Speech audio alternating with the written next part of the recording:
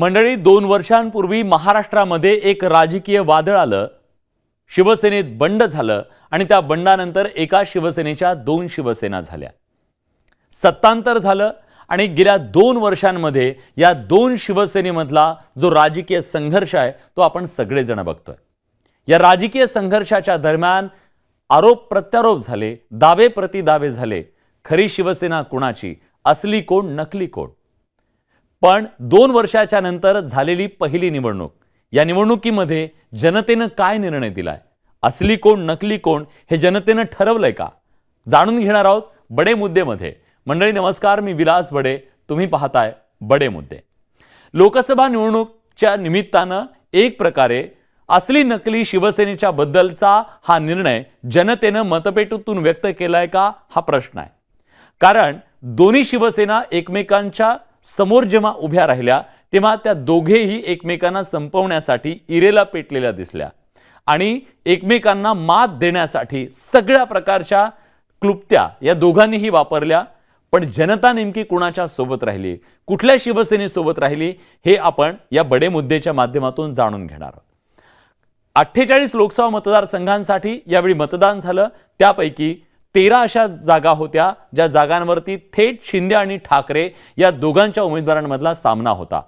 2 शिवसेना विरुद्ध शिवसेना हा सामना राज्यातल्या 13 जागांवरती झाला।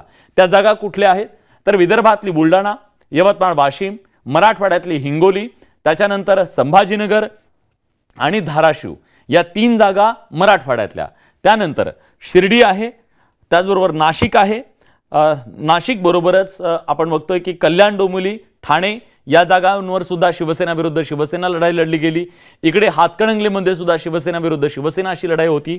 तर मुंबईमध्ये दक्षिण मुंबई, त्याचबरोबर दक्षिण मध्य मुंबई आणि उत्तर पश्चिम मुंबई या जागांवरती सुद्धा आणि मावळ एक अशी जागा आहे जिथे शिवसेना विरुद्ध शिवसेना अशी थेट लढाई झालेली होती। आणि या लढाईमध्ये दोघांनी सुद्धा आपले तगडे उमेदवार तिथे उतरवलेले होते। काही माजी खासदार आहेत, त्यांना संधी देण्यात आलेली होती। त्यांच्या विरोधात गद्दार, खोके अशा प्रकारचा आरोप करत त्यांना भुईसपाट करण्याचा प्रयत्न हा उबाठा गटाकडून झालेला होता, उद्धव ठाकरेंच्या शिवसेनेकडून झाला होता। आदित्य ठाकरे त्याचबरोबर शिवसेनेचे म्हणजे उद्धव बाळासाहेब ठाकरे पक्षाचे नेते मैदानात उतरून त्यांना पराभूत करण्यासाठी जंग पछाडताना आपण पाहिलेले होते। आणि दुसऱ्या बाजूला अस्तित्वाची लढाई लढत होते शिवसेना म्हणजे जे शिंदेची शिवसेना आहे त्यांचे उमेदवार। पण या 13 जागांवरती झालेल्या लढतीमध्ये चित्र काय दिसलं तर चित्र असं दिसलेलं आहे की 13 पैकी ज्या जागा शिवसेना उद्धव बाळासाहेब ठाकरे यांच्याकडे गेलेल्या आहेत त्या जागा कुठल्या आहेत आपण जाणून घेऊया। शिवसेना उद्धव बाळासाहेब ठाकरे यांच्याकडे यवतमाळची जागा गेलेली आहे, यवतमाळ त्यांनी जिंकलेला आहे। हिंगोलीची जागा नागेश पाटील यांनी जिंकलेली आहे, ती जागा त्यांच्याकडे गेली। शिर्डीची जागा त्यांनी जिंकलेली आहे, भाऊसाहेब वागचौरे तिथून निवडून आलेले आहेत।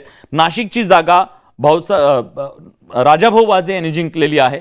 दक्षिण मुंबईमध्ये अरविंद सावंत जिंकलेले आहेत। दक्षिण मध्यमध्ये अनिल देसाई जिंकलेले आहेत। तर उत्तर पश्चिम मध्ये मात्र त्यांना पराभवाला सामोरं जावं लागलंय।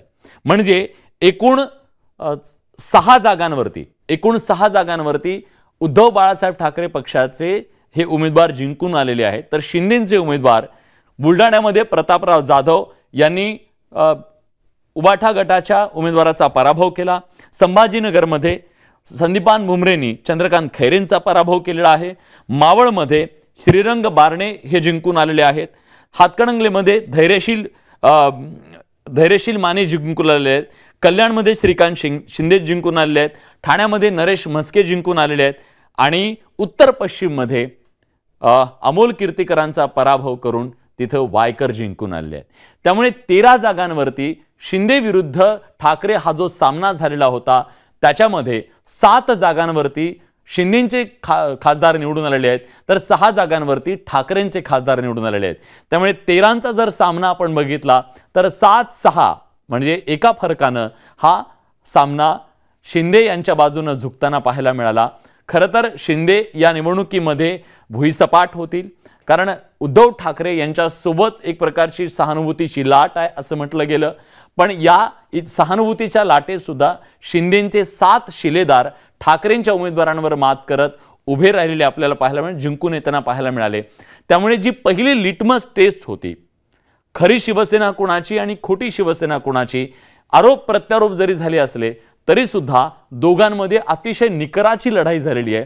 एकमेकांना पराभूत करण्यासाठी सगळ्या प्रकारचे पर्याय एकमेकांनी वापरलेले होते. उद्धव ठाकरेंसाठी निश्चितपणे त्यांच्याकडे धनुष्यबाण यावेळी नव्हता, त्यांच्याकडे बघितलं तर सत्ता नव्हती, त्यांच्याकडे त्यानंतर कार्यकर्त्यांचे एक मोठ्या प्रकारची फळी नव्हती, आमदार मोठ्या प्रमाणात सोडून गेलेले होते. या सगळ्या बाजू त्यांच्या नकारात्मक होत्या. सकारात्मक त्यांच्यासाठी एक बाजू होती, ती म्हणजे सहानुभूतीची एक लाट निर्माण झालेली होती आणि त्या लाटेवर त्यांना मोठा विश्वास होता. दुसऱ्या बाजूला शिंदेंसाठी सत्ता होती, आमदार त्यांच्यासोबत होते, संघटन त्यांच्याकडे तितकं मजबूत नव्हतं जेवढं ठाकरेंकडे मजबूत होतं. पण तरी सुद्धा एक प्रकारचे मेहनत, कष्ट मात्र एकनाथ शिंदेंनी या मोठ्या प्रमाणात या निवडणुकीमध्ये घेतल्याचं दिसलं आणि 13 जागांच्या या सामन्यामध्ये 7-6 असा हा सामना शिंदेंनी जिंकलेला आहे. पण ही पहिली निवडणूक होती. या पुढच्या निवडणुकीत विधानसभेची निवडणूक असणार आहे आणि त्या निवडणुकीमध्ये एकनाथ शिंदे यांना 40 आमदारांना पुन्हा निवडून आणणं किंवा त्यापेक्षा जास्त आमदारांना निवडून आणणं आणि त्याचबरोबर उद्धव ठाकरे यांना 40 पेक्षा जास्त म्हणजे मागच्या वेळेसपेक्षा जास्त आमदारांना निवडून आणणं हे मोठं चॅलेंज असणार आहे. आता पुढची लढाई अधिक घनघोर असणार आहे. त्यामुळे पुढच्या लढाईत कोण जिंकतं हे पाहणं महत्त्वाचं आहे. बडे मुद्देमध्ये आज आपण इथेच थांबतोय. धन्यवाद.